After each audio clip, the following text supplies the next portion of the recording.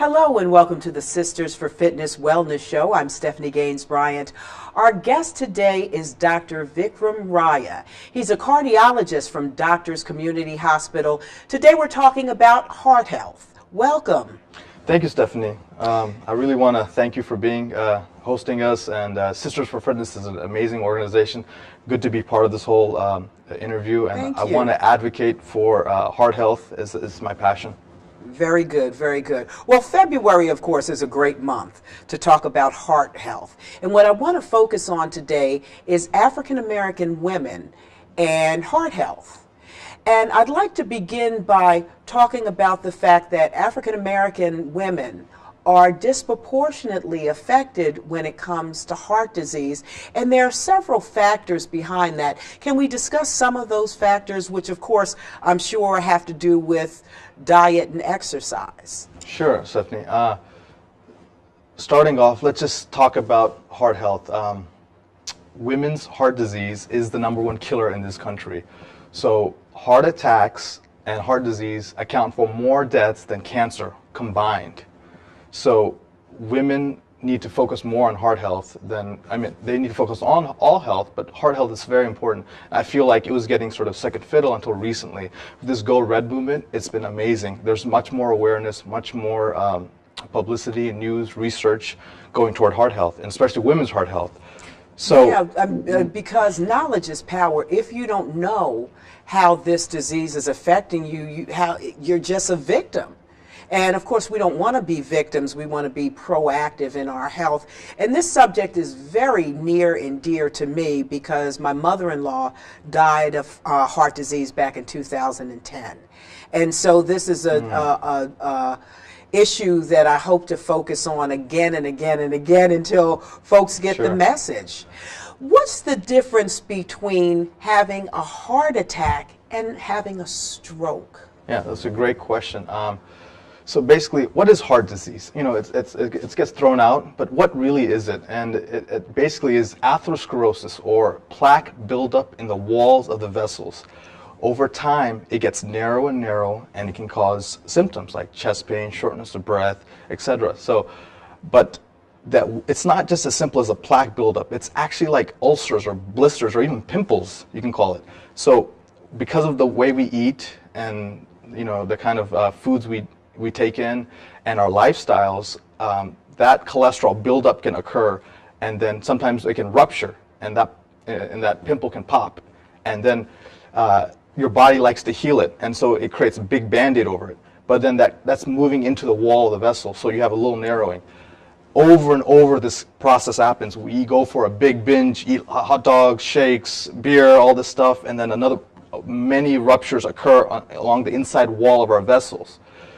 Our body tries to heal those ruptures with cells and sort of our own band-aids.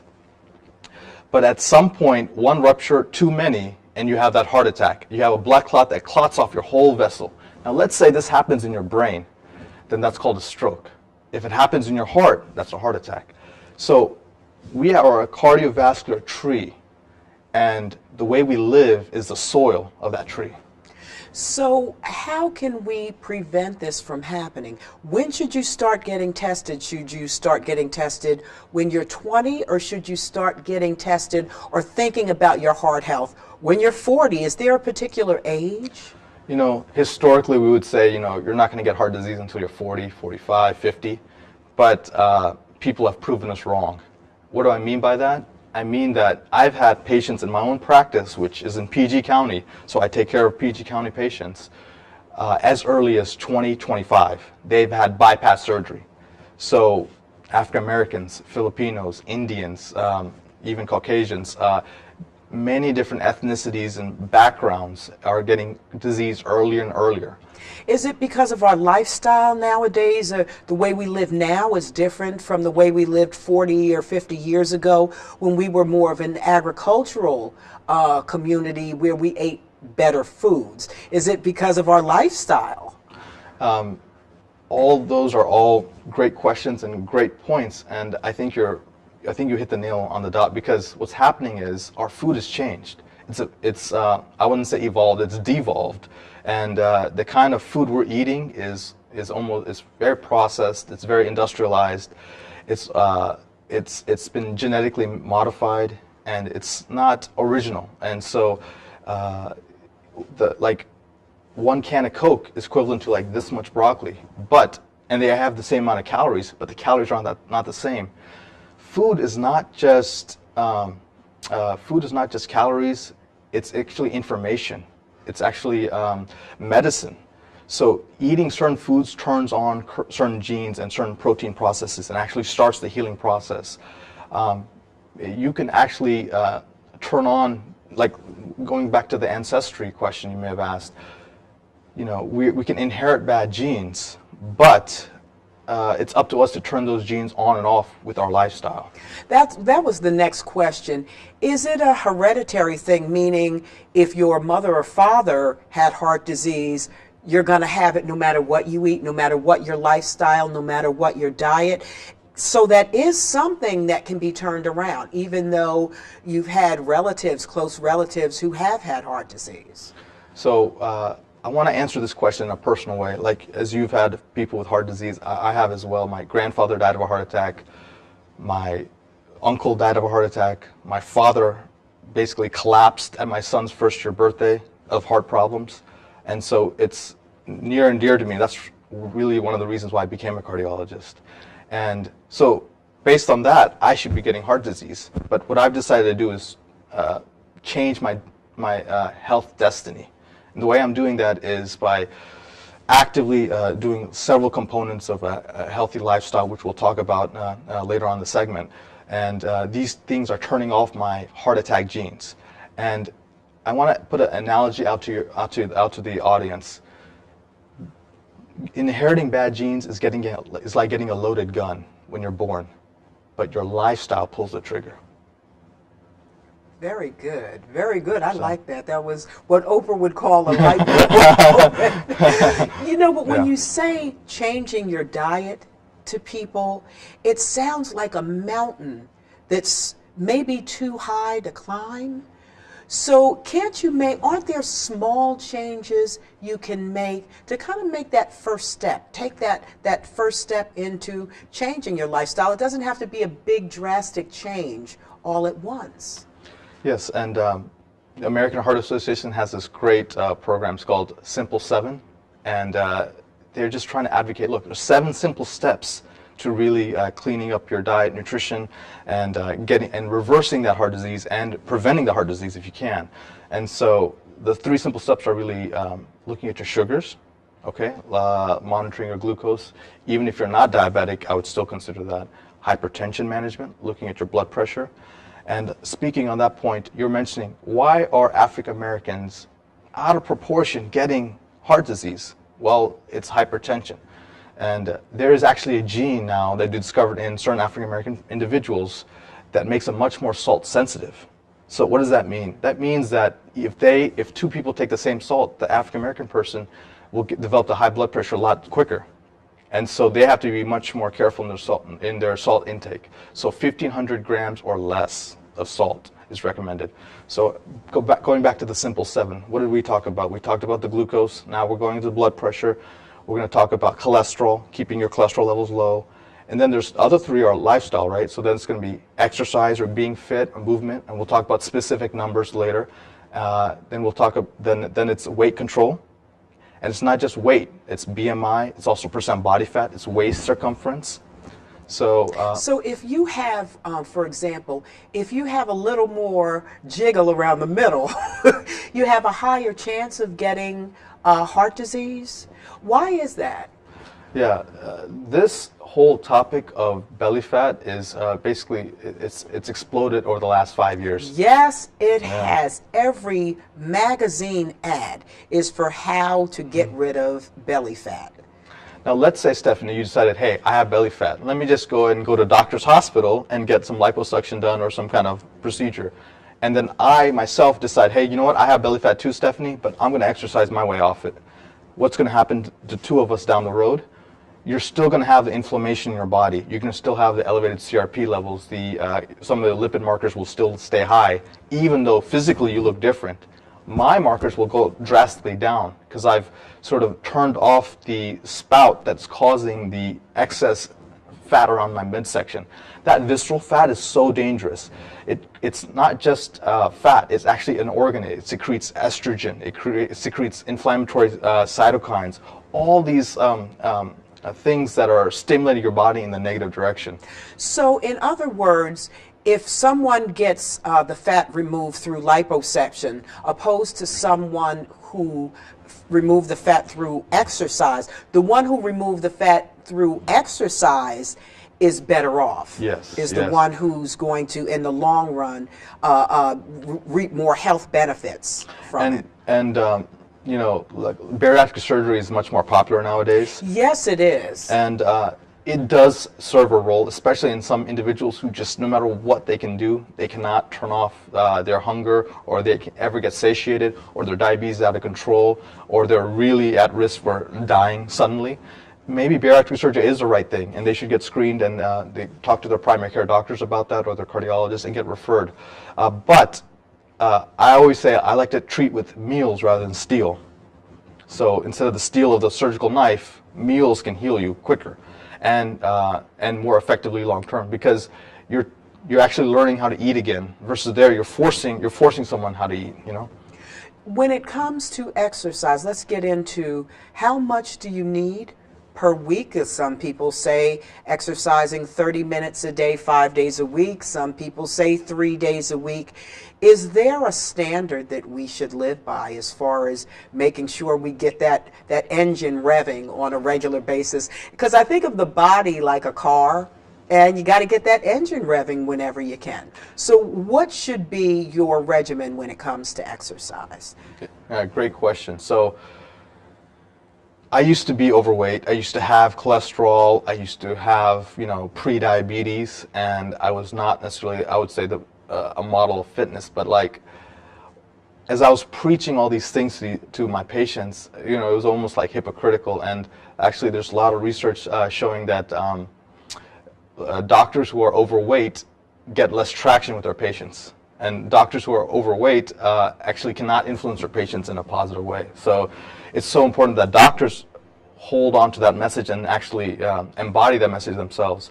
But your question about how many minutes, well, American College of Sports Medicine and the American Heart Association, a couple other bodies of literature have come together and said, at least 150 minutes a week. So how do you get that? You can do 10-minute walks 3 times a day for 5 days a week, or you can just do one 30-minute session. And then that's the beginning, and that's how you start turning the ship around. Let me give you an example. We're all on this ship in the waters, and we're going toward an iceberg, and we've been going that direction for so long that we think that a couple of, like, buying a Fitbit and doing like 5 minutes of power yoga, we're going to turn that ship around. But no, it takes consistent discipline and dedication. But if you get the process started, you can start seeing the ship start to shift, and you get to avoid that iceberg and avoid that heart attack. You know, I am a yoga instructor as well, and I see so many people, they'll get started, they'll come once or twice, maybe 3 times, and then they'll just quit. And I tell them, you can't expect to see results the first time you do a class. You've got to be consistent. How do we get that word out that you have to be consistent? You can't just exercise once and say, well, I did mine. No, you have to do it on a regular basis. Exactly. So we know the recommendations of working out, you know, at least 5 days a week for 30 minutes. And there's so many strategies we can do, like joining a gym, consider getting a trainer, and if it's cost prohibitive, then there's so many things on the internet, like on YouTube. There's free videos left and right on Zumba workouts, yoga workouts, like power, even weight training, quick like calisthenics. There's a free app I recommend everyone download. It's called 7-Minute Workout. And if you've never been into working out, this is a quick way to get started. It's like a quick burst of high intensity interval training called HIIT training. And it gets your heart rate up, it gets a little bit of strength training in, and you get your body used to working out. And I've been advocating this for a lot of my patients, and they feel great about it. Good. Also, I want to talk about the fact that if you do have heart disease, if you are diagnosed, it's not a death sentence. That there are things that you can do as far as what do you feel about medication in addition to the changing your diet and the exercise? Have medications gotten better over the years as far as treating heart disease? Yes, as you know, our group Capital Cardiology, we're a very busy group in PG County, and we have interventionalists in our group who do the emergency interventions, meaning the angioplasty and opening up the stent, opening up the blockage with stents in case of an acute heart attack. Is that the usual treatment? And that is the usual treatment. And the number has been coming down. And the question is why? Well, it could be everyone's living a better lifestyle, but I would also argue that the medicines have gotten better. The cholesterol medications we're giving are very powerful. There's new blood thinners that we're giving, Plavix, Brilinta, Effient. These are all new drugs down the line. All our medications have gotten better, and that's preventing people from getting to that level. And also, we're screening better. Most doctors go to ask patients to go get stress tests if they have chest pain, and that's important. If you're feeling the symptoms of jaw pain, chest tightness, elephant sitting on your chest, pain radiating down your arms, fatigue, shortness of breath. Those are symptoms of possibly a heart problem, and you need to get tested.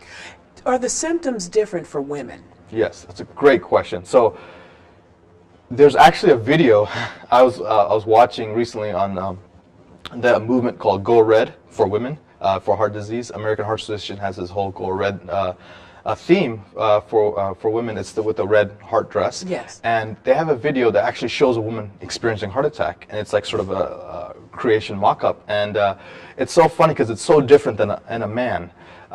Men usually, as we talked about, have that deep substernal chest pain, that quote-unquote elephant sitting on the chest. Women actually get a little more shortness of breath. They sometimes get pain a little bit lower, either below the breast or in their stomach area. They get a feeling of anxiety or impending doom. They get profound fatigue, and so sometimes their head spins. And so a lot of people write that off. They say like, hey, look, it's menopause, or it's like hot flashes, or it's a flu, or something else, anxiety, but it's actually could be a sign of a heart attack.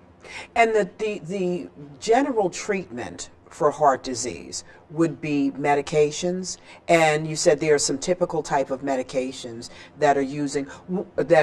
What are some of the other typical treatments if you do suffer from heart disease? And I guess it depends on what you have. Sure. And one of the big things is women have to recognize that they are at risk, because there's a whole component of denial in the community.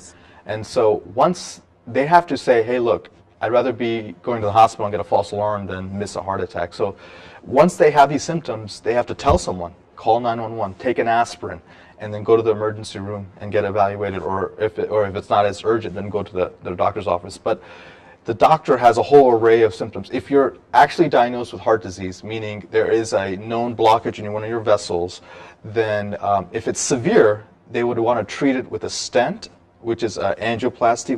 It's a balloon. There's a blockage. Go in, sort of open up that blockage, and you leave a stent in place to keep the vessel open. If there's too many blockages, like everywhere, you have God has given you three main vessels. If all three are blocked, then you want to consider something called a bypass surgery, where you actually bypass the blockage with another vessel, another vein that goes around the blockage. Just like you have a accident on 50, you take the exit before and you come back around. So nowadays, I'm sure the procedures are not quite as invasive as they used to be. I'm sure you guys have, to a certain degree, perfected a lot of these techniques that years ago would have been considered much more risky. So a bypass surgery in 30 years ago, 20 years ago was like a month in the hospital and like major considerations. But here, I mean, people go in 4 days, they go back home. And then they start doing something called cardiac rehab, which is very important. And I like to put a plug in for cardiac rehab because it's so important. So whether you've had a heart attack, you have blockages they cannot fix, or you've had a bypass surgery, cardiac rehab is an organized, monitored way of exercising under supervision and they do diet nutrition counseling as well. And it's a program, and you graduate from it. It takes 12 weeks long, and Doctors Hospital has an excellent cardiac rehab program. What is the success rate of programs like that? So people in these programs have profoundly lower risk of heart attacks in the future, and their risk of dying is less. Their symptoms improvements are much improved if compared to a person who did not go through a program like that. If a woman, for example, had a heart attack a year or two ago, is your risk greater, or are you at the same level of risk, or it depends? It depends on the woman. So if she has activated her her energy levels and has decided to make a difference and want to either prevent or reverse her disease, then she may never have a heart attack ever again. And again, we've talked about it, right? Smoking, that's a big thing in the PG County community. Doesn't matter what ethnic group, there's a big component of smoking. So quitting smoking is huge. But it's not just smoking, and I'll tell you why. For example, in Japan, there's a lot of smoking, but they don't get as much heart disease as we do. Really? So the question is why? The reason they're contemplating is the diet. Their diet is a lot cleaner, and a lot healthier, and a lot less processed, and a lot less saturated fat than the typical American diet. They call it the SAD diet, standard American diet. You want to get off the SAD diet, and you want to eat more of the omega-3s, the fish oils, the salads, vegetables, the 5 to thrive, I say. So what does that mean? That means 3 vegetables and 2 fruits a day. If you can aim for that, you're on your way to health. As we wrap up the program, I want to make sure we emphasize the fact that you can turn things around, that there are many things you can do, that it's reversible. So, but if you still have, let's just say you have had a heart attack, you have had blockage, Sure, or whatever, can that be reversed? So the latest research says yes. You can start. They've done some research on people who've, there's a physician named Caldwell Esselstyn. He wrote the book called Reversing Heart Disease, and he has another partner that did research called the China study. And basically the premise is eating more plant-based diet, you can actually shrink blockages. And he actually did studies where he took an angiogram, which is taking a picture of someone's vessel, showing the blockage, and then maybe 18 to 24 months of that plant-based diet, and it actually started shrinking. So what I'm advocating is this, a Mediterranean-style diet, which is fish, chicken, and otherwise tons of vegetables and fruits. And then the more the spectrum of your colors of your fruits and vegetables, the better. They call it the phytonutrient spectrum. And that's very important. And then the activity level, we talked about it, right? 150 minutes a week. So start walking. Start with even 5 minutes a day and build your way up. And stop the smoking. Know your numbers. Go to the doctor and get your numbers. What is that? Your blood pressure, your BMI, your sugar levels, your cholesterol. Know those numbers and do something about them if they're not right. Let's talk about how your hospital, how Doctors Community Hospital reaches out to the community. What have you done to get the word out? Sure, we've done a lot of health fairs, we've done talks, we have a lot of programs in the community for people to come in and get screened, and so there's a lot of prevention arm going on, and if they need treatment, then they have excellent facilities to get assessed. Their emergency room is used to seeing a lot of patients with different kinds of chest pains and things like that. And so, and then we have cardiologists in-house most of the time to address all those issues. And who are you seeing coming to these preventative programs? Are they young folks? Are we seeing older people, or just a whole combination of folks from the community coming in wanting to see wanting to use more preventative measures to deal with this? I see men being dragged in by their wives. But the thing is, the men need to drag in the wives too, because again, we're knowing that African American women, it's not only heart disease, stroke as well. They're at much higher risk than they know, and only a third of women actually are aware of the risk they are in. So, if you're the age of 20 or above, and you're an African American woman, your risk of having heart disease is 50%. 1T or above. That is astounding. That Yes. is, as we used to say in the 70s, that's blowing my mind. I had no idea it was quite Yes. that serious. Yes, and so 50,000 women every year with African American descent die of heart disease. So those are the 50,000 people we can prevent. And it's not just African American women, it's everybody. But and there's more and more research on different groups. But in our community, this is a group we can help, and we can help right now by being advocates for ourselves, for our community, for our children, for our families, and then once you educate other people, and then you start doing community. It's not, see, we want to take medicine out of the medical hospitals and the offices and bring it into the community. We want faith-based organizations to get involved. We want rallies. We want challenges. So there's a lot of different things. For example, I want to issue a challenge to your listeners.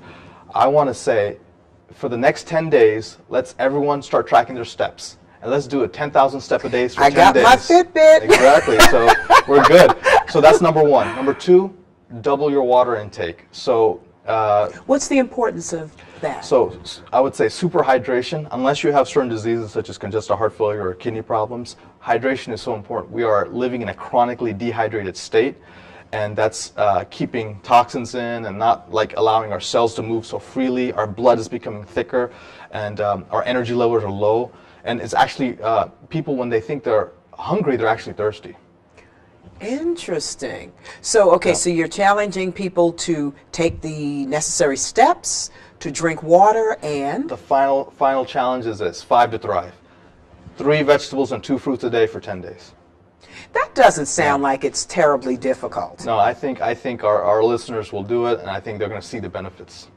Thank you so much for joining us. It has been an absolute pleasure. We've been talking to Dr. Vikram Raya with Doctors Community Hospital. We've been talking about heart health and how important it is to make sure you're doing what you need to do to live a long and healthy life. Thank you so much. Thank you. And you will definitely be back to join us many times. Thank you so much. Thanks so much for watching the Sisters for Fitness Wellness Show. I'm Stephanie Gaines-Bryant. Have a great Valentine's Day and a great month of heart health.